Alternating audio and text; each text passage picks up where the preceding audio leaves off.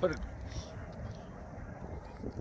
Huh? There was a guy down in Florida last week with a kite. He couldn't get that sucker. It kept wanting to nose down. I took a 1/4 ounce of weight and taped it on the tail. It worked great. There you go. Oh, it's up there now.